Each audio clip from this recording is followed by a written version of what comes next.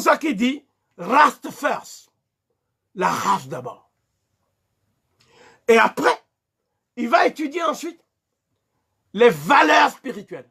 Spiritual values. Les valeurs spirituelles. Parce qu'il pense que ce sont les valeurs spirituelles qui structurent la vision du monde d'un peuple. Hein, ce que les Allemands appellent Weltanschauung, la vision du monde. Hein, parce que on ne peut pas libérer un peuple à partir de la vision du monde de ses oppresseurs. C'est pas possible. C'est-à-dire que la vision du monde qui a légitimé ton oppression, ta déshumanisation, ta réification, ne peut pas être celle-là même que tu vas mettre en avant pour combattre ton oppresseur. Parce que lui, il est sur un terrain qui est le sien. Et toi, pour prendre une métaphore simple, c'est comme si tu prends un poisson, tu l'enlèves de l'eau et tu lui dis d'évoluer sur la terre ferme. C'est le tuer. Donc la vision du monde des whites anglo-saxons protestantes qui ont fait la traite négrière et qui étaient souvent des gens de basse classe, des Irlandais de basse classe, des Gallois de basse classe. Quand je dis basse classe, c'est-à-dire des gens de basse extraction sociale, sans aucune culture. Donc des incultes et des bêtes féroces. Et je précise bien, des bêtes féroces. Donc ces gens-là, Chancellor Williams n'a jamais voulu les convaincre. Parce qu'une proie ne peut pas convaincre son prédateur. Lorsque le prédateur a faim, l'alliance contre nature entre le prédateur et la proie prend fin. Ce sont des Africains qui pensent que les Européens peuvent avoir pitié d'eux. Les Européens, le jour où ils vont desserrer les taux, ce jour-là, ils vont s'exposer à ce qu'on appelle le choc en retour. Et ce choc en retour, aux États-Unis, il est très radical. C'est-à-dire que les Noirs américains ne conçoivent pas qu'un Noir qui sort de l'esclavage puisse épouser une femme blanche.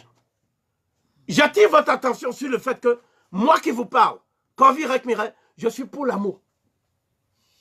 Je n'ai jamais été contre l'amour. Mais on ne peut pas épanouir des sentiments affectifs et amoureux dans un contexte de torture. Or, les Noirs étaient torturés. Les Noirs étaient torturés psychiquement parce que pour leur dire bonjour, on commençait par dire « Hello, monkey !»« Bonjour, le singe !» Les Noirs étaient torturés moralement. Les Noirs étaient torturés culturellement. Les Noirs étaient torturés économiquement. Les Noirs étaient torturés politiquement. Les Noirs vivaient la torture du début à la fin de la journée, jusqu'à la fin de l'année, jusqu'à la fin du cycle des années, jusqu'à la fin de leur vie. Voilà. C'était une existence faite de torture. Il n'y avait pas autre chose, il n'y a pas d'autre mot pour décrire la condition que les Noirs ont vécue aux États-Unis. Voilà pourquoi les Noirs américains sont aussi les Noirs les plus organisés. Parce que quand vous êtes dans de telles conditions et que vous n'êtes pas organisé, vous disparaissez.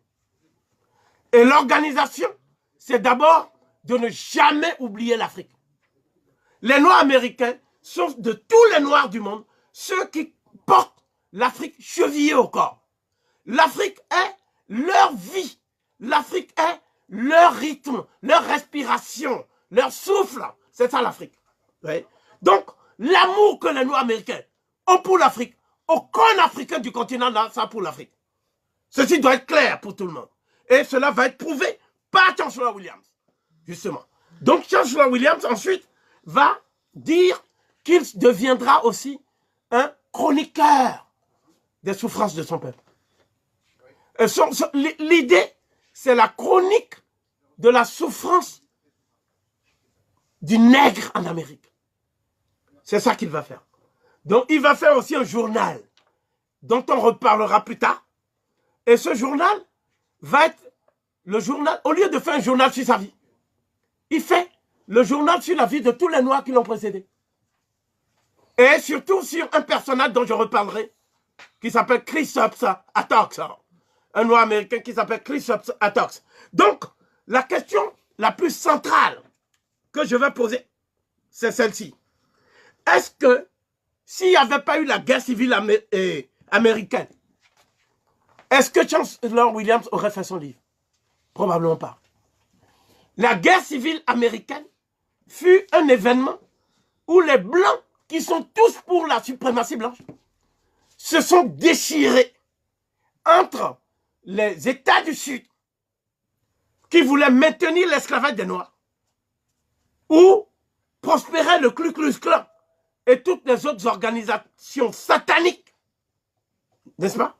Le Codern, et aussi les industriels du Nord, des États confédérés du Nord, qui, eux, avaient besoin d'ouvriers pour construire les grandes villes comme Chicago, Detroit, Washington. Washington, c'est plus tard, New York surtout. Il fallait de la main-d'œuvre. Et cette main-d'œuvre, puisqu'on a exterminé les autochtones amérindiens et qu'on les présente dans des westerns, ce ne sont que des Noirs qui peuvent être cette main-d'œuvre. Donc l'idée d'une générosité qui a poussé les confédérés à se battre pour libérer leurs compatriotes noirs de l'esclavage, c'est un mythe qui court à Hollywood ou dans certains milieux d'une certaine classe bourgeoise noire.